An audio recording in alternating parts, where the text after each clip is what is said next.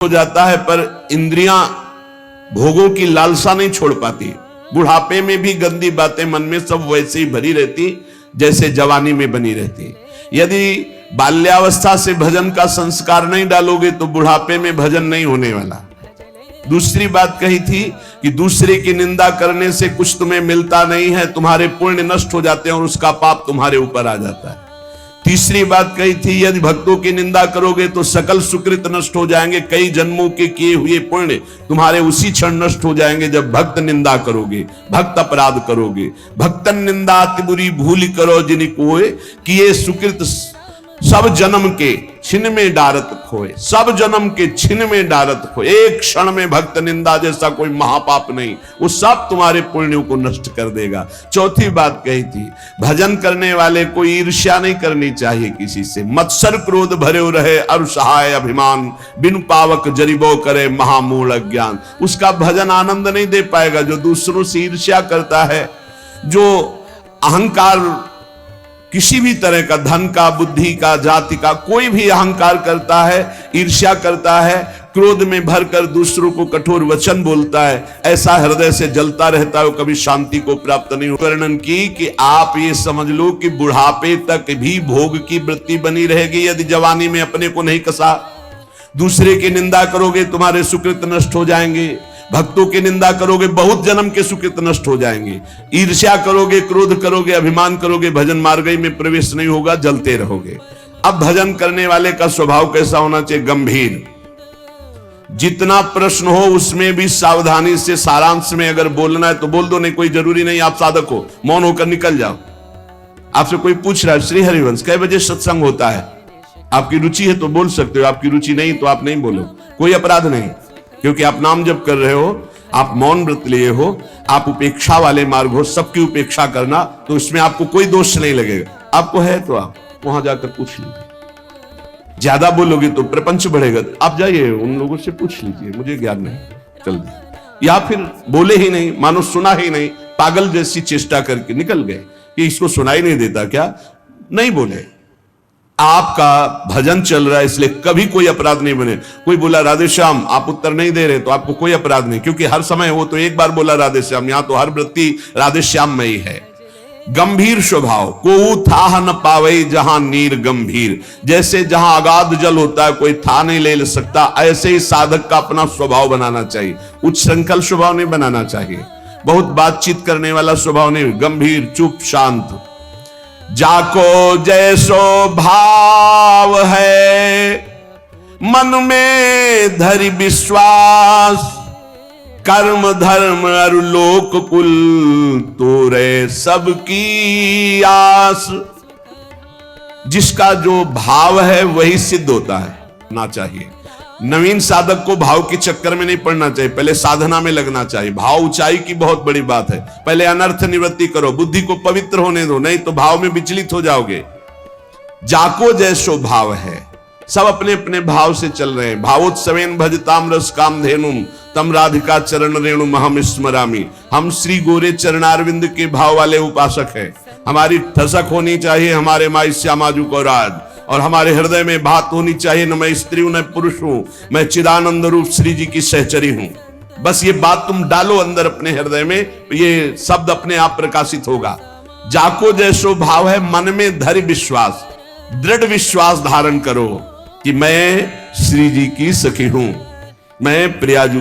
ये बड़े बड़े दंडकारण्य के ऋषि, श्रुति, मिथिला की बहुत भागवतिक वृत्ति, ये सब आके गोपी हुई हैं। गोपी एक स्थिति है, कोई शरीर नहीं है कि गोपी शब्द से सीधे स्त्री शरीर में आप चले गए। अगर स्त्री गोपी होती तो पूरे ब्रह्मांड की स्त्रियां गोपी हो जाती ना।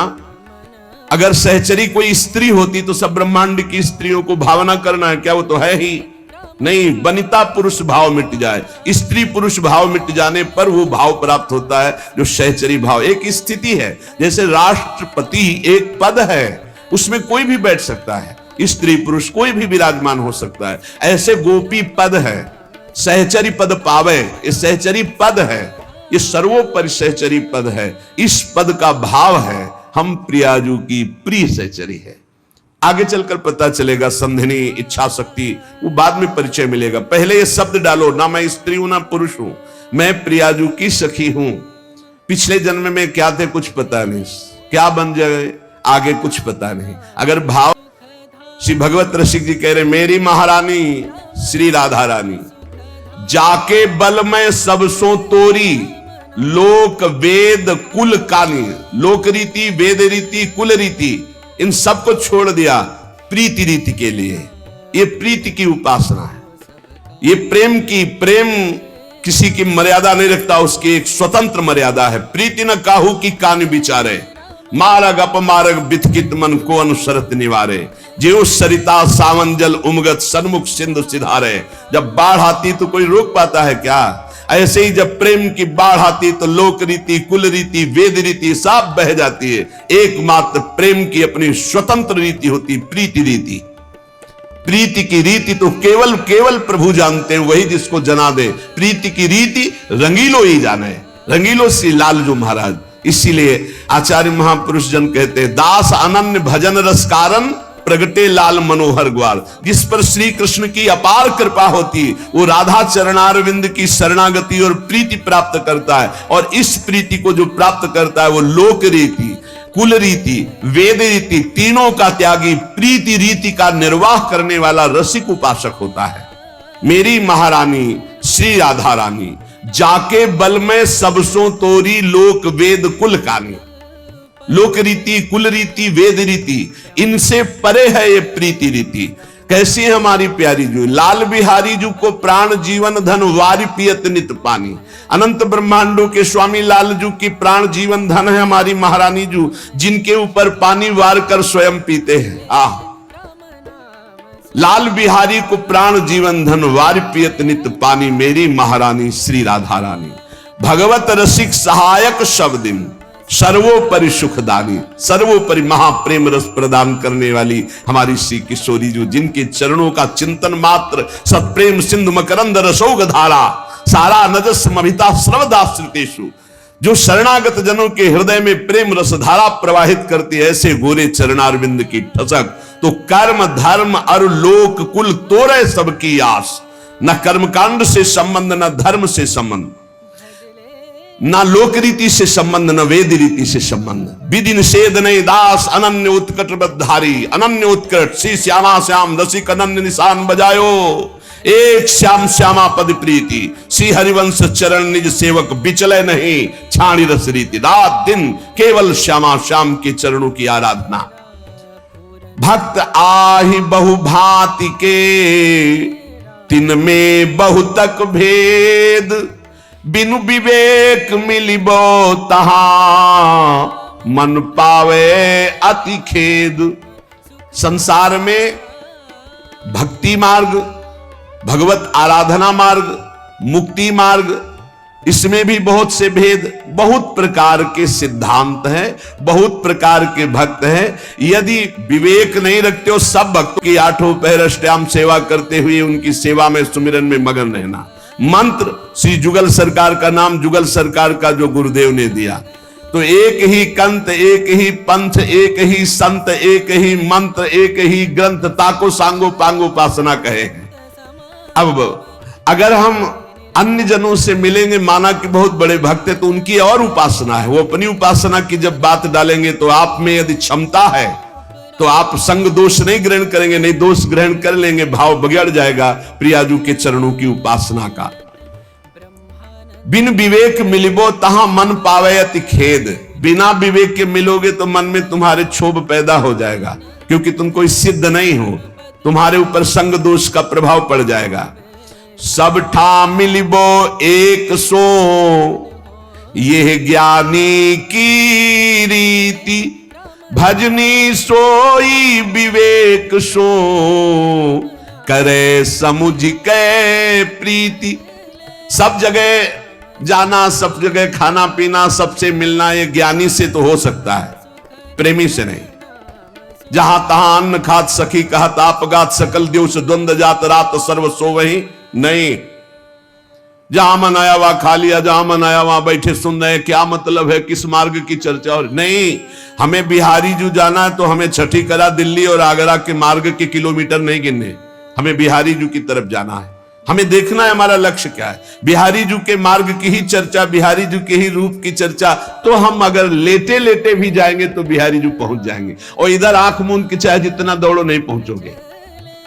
भजनी सोई विवेक सो करे समुझ के प्रीति। विवेक से खान पान तो कीजिए रसिक मंडली माही, जिनके और उपासना तहां उचित ध्रुव नाही। खान पान रसिक मंडली, रसिक कासो कहें, जो प्रिया प्रीतम की प्रीति में हर समय डूबा रहे उसे रसिक कहते हैं।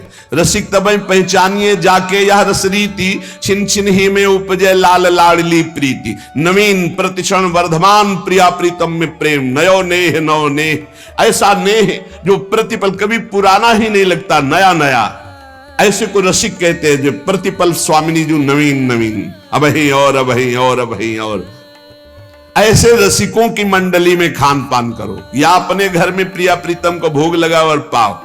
ये जो इधर उधर खान पान बुद्धि भ्रष्ट हो जाएगी, भजन में नहीं लगेगी। सच्चिदानंद रस के प्रेम को प्राप्त करने के लिए खान पान सुधारना अत्यंत आवश्यक है, चाहे जिस संप्रदाय का, चाहे जिस मार्ग का पथिक हो। खान पान तो कीजिए रसिक मंडली माई, यहां तो कह रहे हैं जिनके और उपासना तहां उचित ध्रुव नाहि। ये हम कई बार आपको सुना चुके हैं कि गुरुजन महापुरुष जन भूखे रह गए, लेकिन अन्य जगह भगवत प्रसाद भी नहीं पाया, अपनी श्री जी का भोग लगा के पाया। जहां हमारी लाडली जू नहीं है, लाडली जू का भोग प्रगट में नहीं लगा, वो हम प्रसाद भी नहीं पाएंगे, उपवास कर लेंगे। ये रसिक अनन्यता है। इसी के बल से तो लोक रीति, कुल रीति, वेद रीति का त्याग है। स्वामिनी के बल से, जाके बल मैं सब सो तोरी। अगर हमारी श्री जी नहीं विराजमान है तो हम केवल हरि का भोग लगा हुआ भी नहीं पा सकते।